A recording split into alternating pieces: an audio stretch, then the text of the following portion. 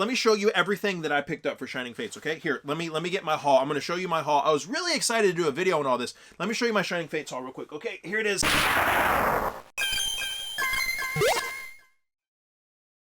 What's going on, everybody? Welcome back. You're watching the channel Dr. Applesauce 2. My name's Will. I sure hope you guys know that I love you, that God loves you, that there is a plan for your life, and it's another beautiful day in Texas. And today we're going to talk about the Shining Fates release date disaster, kind of. If you guys like videos on Pokemon openings, and all kinds of discussions about Pokemon, make sure to hit that subscription button because I try and bring you guys 2 to 3 videos every week on exactly those topics. And if you enjoy this video, hit the thumbs up button because it's free for you to do and it really does help. So today is the day, guys. Today is the day that Shining Fates releases, and everybody rejoiced. Except not really, because it is an insane time for Pokemon right now. The demand for Pokemon product far outweighs the actual supply. We have tons of new collectors in the hobby that want things. We have tons of investors and flippers and scalpers, whatever you want to call them, in the hobby that want things just to be able to sell them. And Pokemon can't produce what they usually would, or they can't produce enough to satisfy that demand. So we're seeing massive shortages, and we're seeing massive price hikes simply because there's more demand than there is supply. So today being the drop day of Shining Fates, let me show you everything that I picked up for Shining Fates, okay? Here, let me get my haul. I'm going to show you my haul. I was really excited to do a video on all this. Let me show you my Shining Fates haul real quick. Okay, here it is. Here's my Shining Fates haul. Right here. It's all of it. This is how much I was able to get.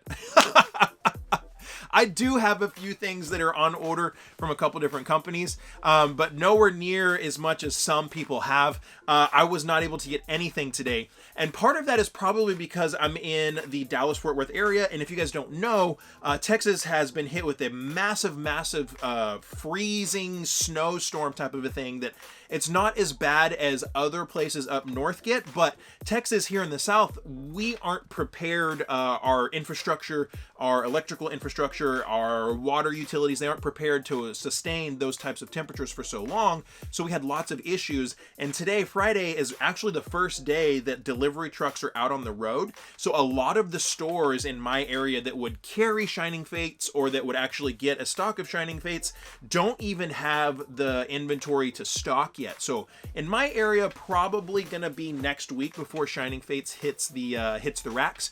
But I have been talking to people in other areas of the country where their Shining Fates has actually been stocked, and they've actually been able to. Some people have been able to get Shining Fates, some people not. And there's just lots of crazy things going on right now. So I've seen stories of people getting in line, and there's 30 or 40 people in line at Target to get Shining Fates. Like, my goodness, guys, if there's 30 or 40 people in line, you're not going to get anything. You're just not. They're not going to, the vendor's not going to stock enough product for 30 or 40 people to get 1 or 2 of everything. Even if the Target is starting to limit 2 to 3 per person, which my Target has, they've started limiting 3 per person.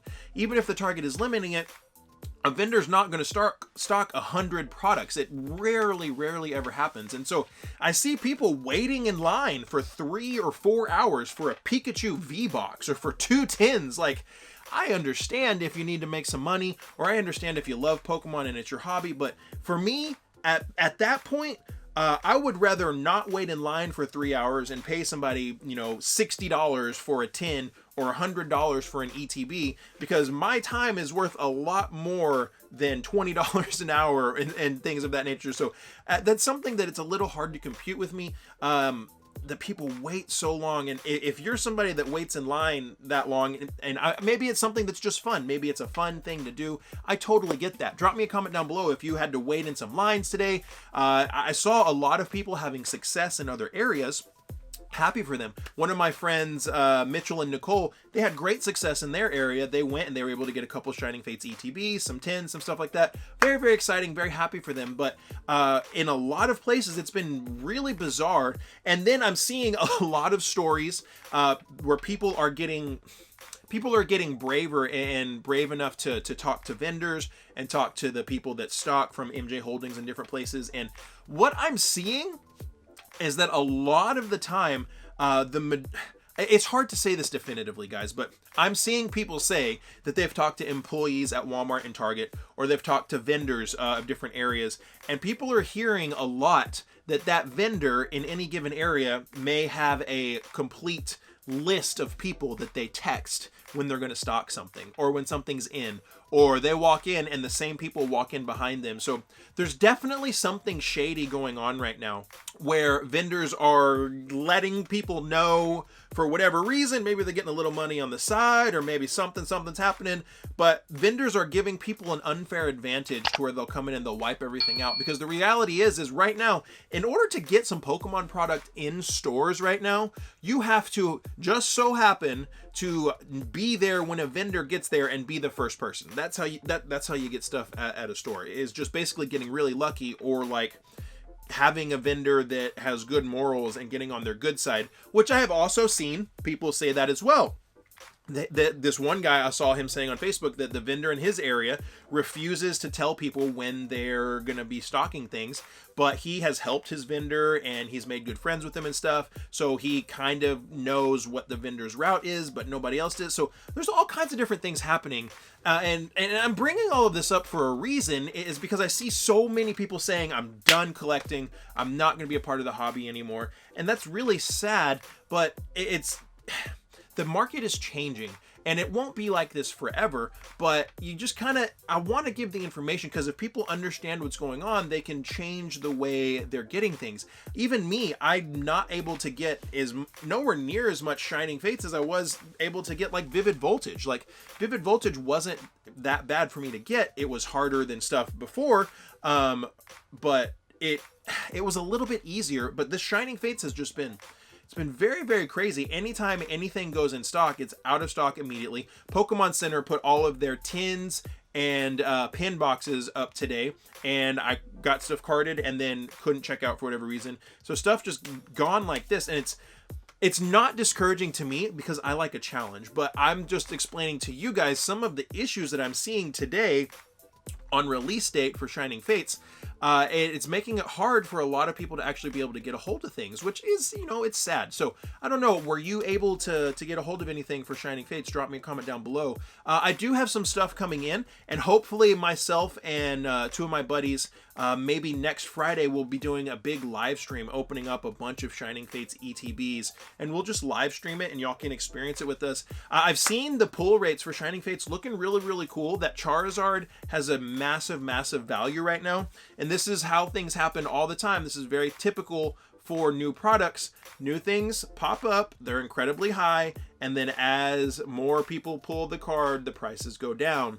So I'm not saying that this Charizard is going to end up at $200 or something. It might, but I mean, there's eBay sold listings for like $2,500 from yesterday. It's not going to stay there. It is not going to stay there. I had a little Facebook debate with some people saying that, this is always going to be an expensive card. No, it's not.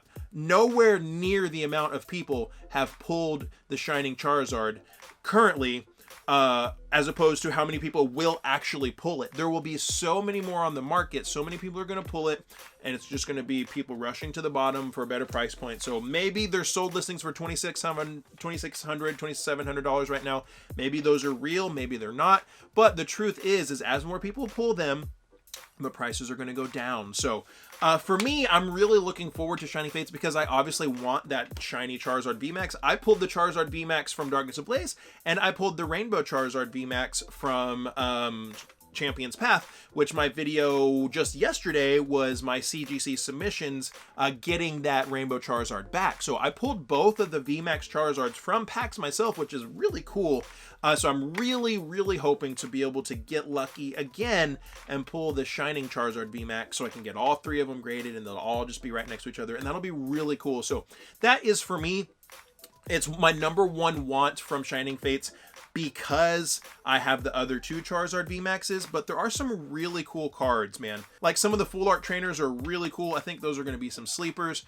The Amazing Rares are very cool. We got the Ditto VMAX shining, and then the Ditto V shining. So there's a lot of really fun cards coming in this set, and a lot of cards that I think are going to be sleepers, and it's possible to pull a Shining V or a Shining VMAX and a Full Art Trainer in one pack. So that's really, really, really cool. You can get some cool cards, some cool stuff. So it's a good set, but there's lots of crazy things happening, guys. My encouragement is, you know, Pokemon has already said that they're going to be doing things in waves. So what happened with Champions Path? There was a bunch of stuff put out. People were paying redonkulous prices. And then there wasn't any for a little bit, and then came out some more, and then all of a sudden you could find Champions Path almost anywhere. This is going to be the same thing. Yes, this set is a little more hyped, but Pokemon's putting out a big run. There's going to be another run in March. There's going to be another run a couple months down the road. You should be able to more readily find this product. So in my opinion, don't shell out $150 for an ETB unless you really, really, really want one to open. You're probably not going to get your value back opening those packs. But just lots of craziness going out there. I'm seeing people sell packs of Shining Fates for $40 or $50 a pack, guys. That is bonkers. And what makes me sad is I see people doing this that have accounts with distributors, or they have an arrangement with somebody that has an account with the distributor. So they're getting these ETBs probably for $30 or $35 each and getting cases of them, and then turning around and selling the packs for $30 to $40, making $300, $400 on one ETB when it costs them $30. I've always been an advocate for a healthy resale market. I understand that there needs to be a healthy resale market in order for a collectible hobby to have value and to sustain. Whether you agree with that or not, it's just the way it is. There has to be a healthy resale market. Healthy being the key word, not grossly overpowered, not a resale market that's gobbling everything up, kind of like what's happening right now. There has to be a healthy resale market where a decent portion of product, maybe 20 to 25% is going to resellers, and that provides people the opportunity that maybe either missed naturally, had to work, so on and so forth. It helps drive some hype and some competition. These are all good things. Like I said, maybe when about 20 to 25% of product goes to a reseller, not when probably 60 to 70% of product goes to a reseller like we're seeing now. So I've always been an advocate for a healthy resale market, but I can't get behind people who have arrangements with distributors, meaning they have wholesale accounts, or they have an arrangement with somebody who has an arrangement with the distributor, getting cases and cases and making $300 or $400 off of one ETB. That's crazy to me. I don't understand that. At that point, if you're going to spend $40 on one pack, just go on eBay and buy a full ETB for $150. You're going to get a lot more packs. So that is one thing that I've seen with this release that really makes me sad. I don't agree with that, and I don't like that. Granted, it's a free market. People are going to do what they're going to do. Nobody is forcing anybody to spend money on anything. I'm not saying that that's the case at all.